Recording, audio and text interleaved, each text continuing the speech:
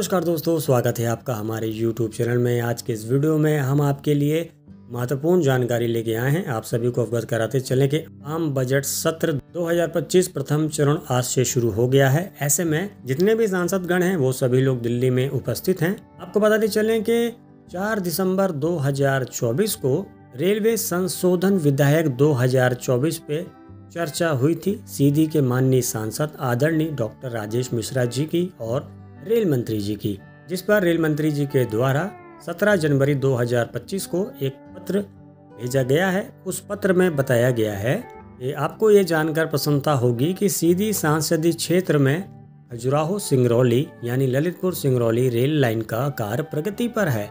नई ट्रेन सेवाओं की शुरुआत की जांच के लिए संबंधित निदेशालय को निर्देश दे दिए गए हैं, यानी कि नई ट्रेन को शुरू किया जाएगा, ऐसे निर्देश दिए गए हैं। हालांकि अभी तक तो मान के चलिए कि बगवार तक ही रेलवे लाइन पूरी तरीके से बन पाई है और या फिर एक आध महीने के अंदर बन सकती है, लेकिन इसमें बताया है कि नई ट्रेन सेवाओं की शुरुआत निर्देश दे दिए गए हैं। ये बताया गया कि मध्य प्रदेश राज्य में पूर्ण आंशिक रूप से आने वाले इंफ्रास्ट्रक्चर और सेफ्टी वर्क के लिए औसत वार्षिक बजट आवंटन 2019-14 के दौरान औसतन 1.171 करोड़ वर्ष था, जो 2024 में लगभग 13.6 गुना बढ़कर 15,940 करोड़ रुपए हो गया है।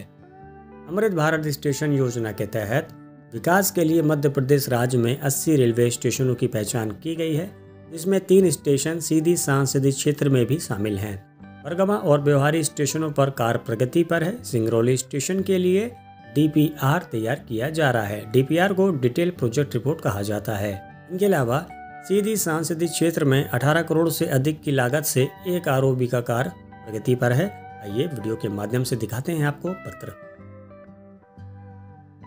इनके अलावा आपको बताते चलेंगे मंडला से भी इस बार डिमांड की गई। काफी साल बीत गए, मंडला से डिमांड नहीं आ रही थी, तो आपको बताते चलें कि संपतिया उइके जी ने अश्विनी वैष्णव जी से भेंट की है। भेंट के दौरान उन्होंने गाड़ी संख्या 22191, 22192 Indore Jabalpur Indore overnight express train और दूसरी ट्रेन है 15205, 15206 चित्रकूट एक्सप्रेस ट्रेन और तीसरी ट्रेन है 22187, 22188 Jabalpur Bhopal intercity express train, यानी कि Indore Jabalpur overnight, Chitrakoot express train और जबलपुर भोपाल इंटरसिटी।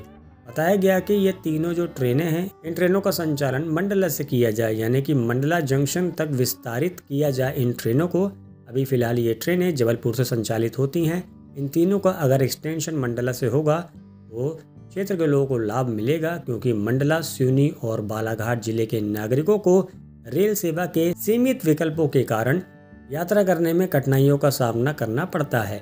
यदि इन ट्रेनों का विस्तार मंडला जंक्शन तक किया जाता है तो क्षेत्र के यात्रियों, व्यापारियों और पर्यटकों को बेहतर परिवहन सुविधा मिलेगी।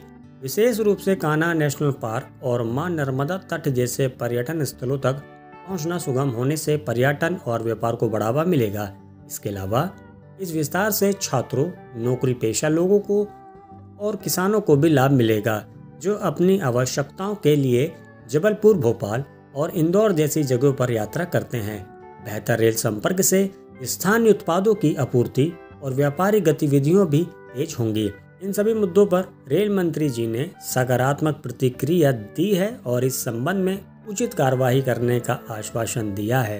आपको बताते चलें कि सालों बीत गए, मंडला से कोई भी डिमांड नहीं गई। ये पहली बार डिमांड जारी है मंडला से इन तीनों ट्रेनों की, और बिल्कुल इन तीनों ट्रेनों का एक्सटेंशन अगर पॉसिबल हो तो बिल्कुल करना चाहिए, ताकि मंडला के लोगों को भी यात्री सुविधा उनकी अच्छी हो सके, बेहतर हो सके, ताकि यात्रा करने में किसी भी प्रकार की कोई भी परेशानी ना हो। क्योंकि यह नैरो गेज रूट हुआ करता था, सभी को पता है। भारतीय रेलवे ने करोड़ों रुपए खर्च करके डिसमेंटल किया इसको और ब्रॉड गेज में तब्दील किया गया, लेकिन यात्री ट्रेनों की सुविधा नहीं है, यानी कि ना के बराबर है। इस वजह से ये मांग स्वागत योग्य है, इस मांग को मानना चाहिए।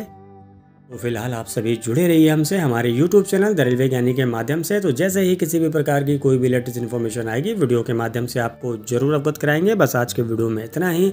बहुत बहुत शुक्रिया वीडियो देखने के लिए। वीडियो अगर पसंद आए तो वीडियो को लाइक कीजिएगा, चैनल को सब्सक्राइब कीजिएगा और कमेंट करके बताइएगा वीडियो आपको कैसी लगी और क्या है आपका सुझाव। मिलते अगली वीडियो में। बाय।